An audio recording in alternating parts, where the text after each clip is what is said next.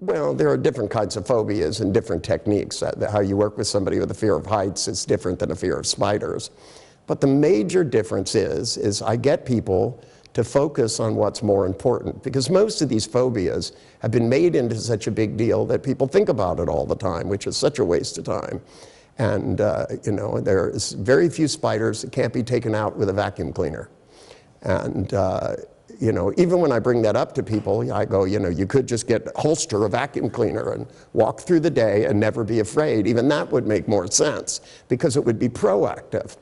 But if they stop and they look at themselves, and what I get them to try to figure out is how much time they've spent worrying about it per day.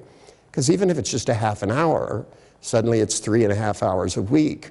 And then you multiply that by 52, and you have a year, and then you multiply it by 10. In the next 10 years, you're going to waste a couple of thousand hours worrying about this, that you could be having fun. Then I have them look and see themselves walking in and holding a spider in their hand, and I go, do you want to be this person? Wouldn't you like to be this fearless person? When you look at that, don't you feel, I want that? And then I have them go back and shrink down, because most of the people's fears, they're afraid whether the object's there or not. Just the other day, this woman was telling me how afraid of spiders she was, and she was shaking in her boots while she was telling me, and I said, excuse me, there's no spiders here. Why are you afraid now?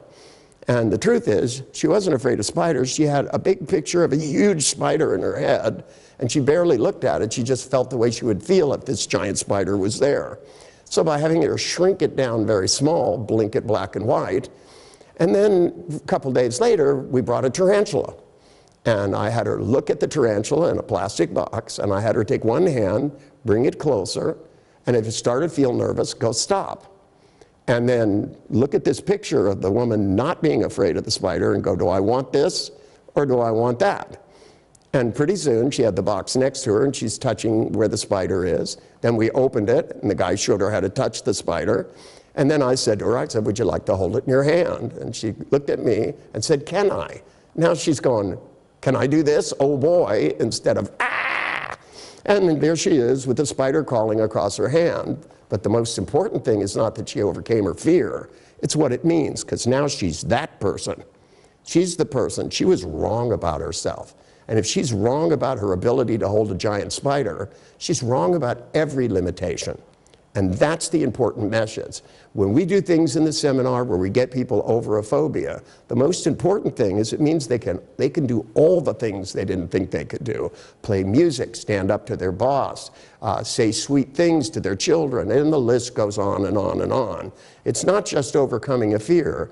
It's only a mechanism where you really look at your life and start to move towards things rather than just avoid a bunch of ideas in your head, which means you're avoiding things you remember that actually happened, or you're avoiding things you made up in the first place.